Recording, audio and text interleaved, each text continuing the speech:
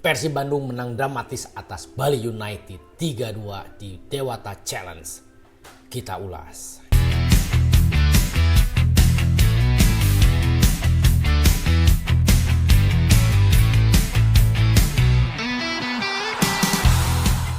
Semalam Persib Bandung menang dramatis dengan skor 3-2 ditentukan oleh Mutombo di menit-menit akhir. Di babak pertama, sesuai prediksi ulasan saya di video sebelumnya ya, Persib akan menurunkan pemain-pemain yang baru bergabung dari timnas ya. Benar penjaga gawang Fitrah, karena ini harus terus diasah si Fitrah ini biar mental dan kepercayaan dirinya semakin terasahnya, dan skillnya pun terekspos juga kemarin karena beberapa kali ada 3 big save yang dilakukan Fitrah, tendangan Yacida, tendangan pemain asing yang baru tuh di Bali. Pokoknya 3 tendangan Fitrah bisa ngebloknya, walaupun beberapa kali build up-nya agak kurang ya, agak ngaco beberapa kali di babak pertama. Fitrah ada salah umpan lah ya. Tapi di sini Fitrah benar-benar bisalah membuktikan untuk, menurut saya udah layak lah kalau untuk main sekedar di Liga 1 mah ya. Fitrah sudah cukup baik. Di lini belakang Persib kemarin benar kata saya juga, Dani Loncar pasti main starter ya, cuman dikira mau diduetkan sama Juloser, tapi ternyata diduetkan dengan Matrikardi, dan Matrikardi ternyata tidak bisa menyelesaikan pertandingan sampai 2 babak ya. Makan 1 babak pun Matrikardi tidak bisa menyelesaikan karena katanya sih menurut info Matrikardi kelelahan, nggak tahu ada cedera ya. Karena di menit ke-40-an Matrikardi diganti barengan sama Deddy Kusnandar. Di sebelah kanan ada Eliano menempatkan posisi Kakang ya. Sebelah kiri Tanamal masih terus diasah untuk bisa, mungkin slot sebelah kiri bisalah Tanamal jadi lapis untuk Sandy Walsh ya. Untuk di tengah Haye, Klok, dan dikirain Gakuto bakal main, ternyata Gakuto katanya cedera ya, makanya kemarin ada di tribun. Gakuto tidak ada di DSP juga, kemarin diturunkan Dedi, dan Dedi pun sayangnya harus cedera di menit-menit akhir babak pertama ya, berbarengan diganti sama Matrikardi. Dan ada insiden lah itu sebelum ada pergantian itu ya, Haye terlibat friksi dengan pemain Bali ya, yang kayaknya sih ini emang Haye masih ada rungsing kemarin di timnas ya, jadi ke bawah. Tapi nggak tahu juga ya, karena emang kemarin wasitnya agak kurang. Ini katanya sih wasit yang terdegradasi dari Liga 1 ke Liga 2 ya.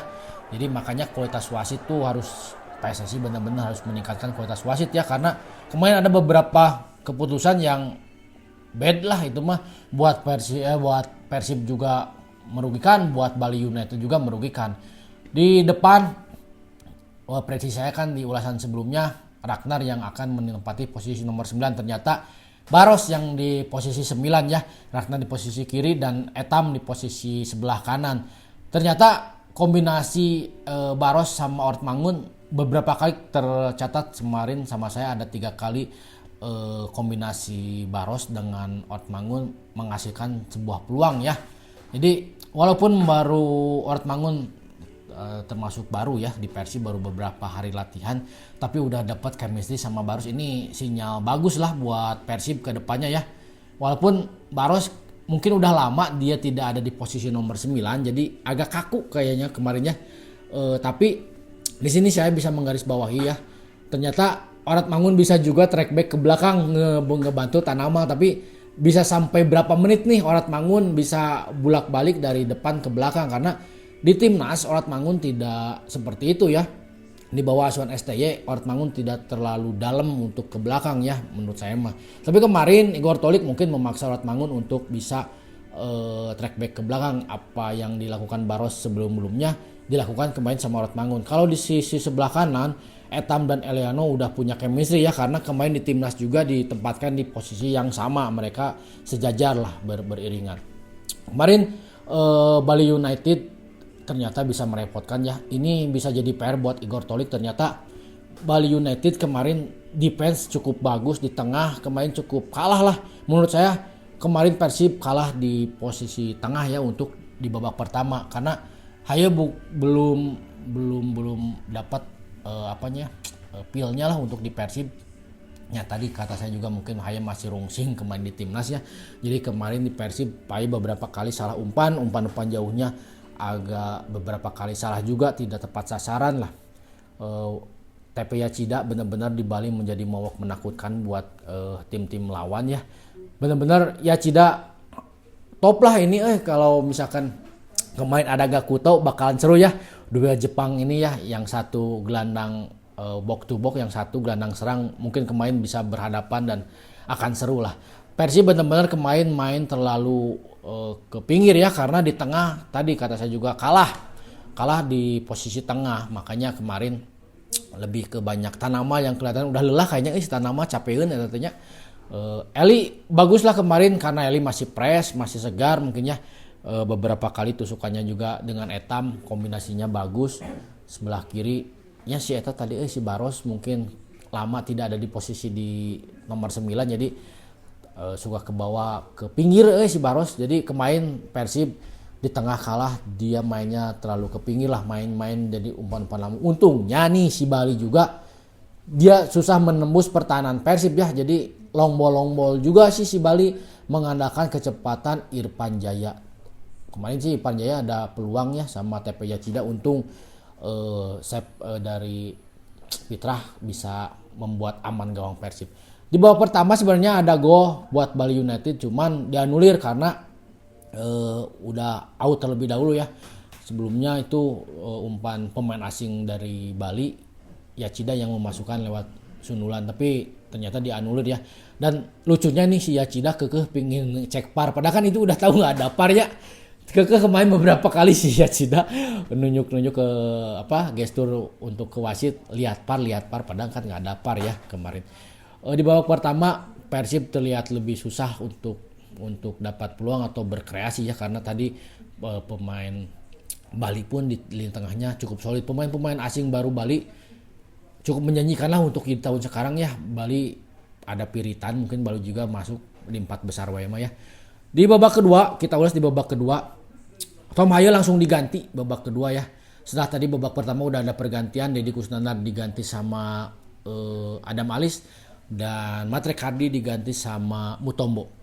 Di babak kedua pertama langsung diganti Tom Haye. Mungkin karena kelihatan nih Tom Haye begitu udah ada kejadian friksi yang sama pemain Bali itu ada memariah di matanya, makanya di pas pembagian medali Tom Haye nggak ada. Katanya sih isunya emang lagi ada perawatan katanya, makanya Tom Haye tidak ikut perayaan. Di babak kedua Tom Haye diganti sama Balsa Sekulik ya kalau nggak salah mah. Posisi Tom Haye diganti sama Etam. Jadi kemarin benar-benar Persib benar-benar kaya untuk kedalaman skuadnya, benar-benar dalam dan kaya untuk variasi serangannya, mau variasi serangan mau variasi bertahan, karena kemarin begitu Basa masuk, Baros ditarik ke pinggir, Orat Mangun pun diganti ya kalau nggak sama Sadil. Tapi yang bisa di garis bawahi, Etam kemarin main di posisi 10 menggantikan Tom Haye. Di tengahnya ada Klok, ada Adam, ada Etam, dan di sini mulai agak cairnya. Begitu Balsa masuk, serangan-serangan benar-benar mengarah lah ya, tertuju sama Balsa, karena babak pertama Baros di posisi 9 kurang lah karena tadi si Baros udah lama mungkin tidak ada di posisi 9, jadi masih kaku lah. Begitu Balsa masuk, benar-benar suasana cair lah untuk penyerangan. Tapi babak pertama di menit ke 53 Brandon Wilson mencetak golnya. Itu tuh dari umpannya di samping kanan, umpan sama Stephen Loncar disapu, cuman sapuannya tidak terlalu bagus lah, jatuh ke Brandon Wilson, dan tendangan Brandon Wilson, roket Brandon Wilson mengenai salah satu pemain Persib, deflected ya, makanya Fitrah main mati langkah. Gol di menit ke 53, tapi untungnya Persib bisa menyamakan di menit 57. Jadi deketan nih golnya tuh. 10 menit di babak kedua tuh ada 3 gol ya. Sebelum gol Bali ada gol Persib, dan Bali lagi masukin di menit ke 59. Untuk di gol Persib terjadi menit 7 tuh terjadinya pelanggaran, ada si Lam kemarin itu ya menarik Ulian Baros. Itu juga agak aneh, makanya Ulian Baros bisa babak pertama kurang menyodok, babak kedua Ulian Baros bisa tiba-tiba ada di depannya, dan mungkin rewas itu ke si pemain Bali, makanya dia ngarawel si Baros, dan terjadilah penalti dan kartu merah buat pemain Bali. Untungnya McLeod di sini bisa menjalankan tugasnya dengan baik. Kiper Bali timnya Hopotmeyer ketipu lahnya. Udah deg-degan sebenarnya karena Klok di musim kemarin 2 kali gagal menendang penalti, dan untungnya kemarin mungkin dikasih ke si Klok tuh biar Klok percaya diri lagi untuk bisa menendang penaltinya. Kemarin bisa aja dikasih ke si Basa, walaupun di awal Etam memegang bola dan melindungi bola di pas titik putih, tapi ternyata Klok yang nendang. Gol 1-1, dan di menit ketika ada kartu merah Bali merubah susunan pemainnya juga, karena bermain dengan 10 pemain dia memasukkan Joe Ferrari untuk memperkuat lini belakangnya. Jadi Bali mungkin geus bae lah hiji-hiji ge mungkinnya udah cukup. Tapi Joe Ferrari sentuhan pertamanya langsung bikin gol seperti Etam yang kemarin ya. Tapi Joe Ferrari lebih spesial karena belum semenit si Joe Ferrari masuk, ada tendangan penjuru dan langsung cetak gol. Keren lah bener Bali untuk yang musim ini kayaknya bisa jadi ancaman nih buat Persib. Menit 59 Bali berubah skor jadi 2-1. Dan pertandingan semakin menarik ya karena Persibnya menyerang, Bali juga walaupun dengan 10 pemain tidak mengandalkan juga serangannya. Persib bereaksi ketika keunggulan Bali 2-1 dengan memasukkan Peralta dan Menalo. Di sini Menalo, ini kayaknya benar-benar kaya banget nih Igor Tolik untuk bisa meracik strateginya. Menalo diposisikan di tengahnya menggantikan Etam. Jadi nomor 10-nya kemarin ada 3 orang. Babak pertama ada Haye, babak kedua awal ada Etam, dan babak kedua akhir ada Menalo karena Peralta disimpan di sebelah kiri. Di kiri ya. Di kanannya ada Sadil. Kemarin Sadil keluar lagi kayaknya ini Sadil kemampuannya gocek pecel lele tadi nganya Sadil keluar lagi, dan bener lah Sadil bisa memberikan umpan ke Mutombo. Tapi sebelum gol Mutombo, gol dulu Basa Sekulik. Ini bener-bener striker tipe nomor 9 murni si Basa mah.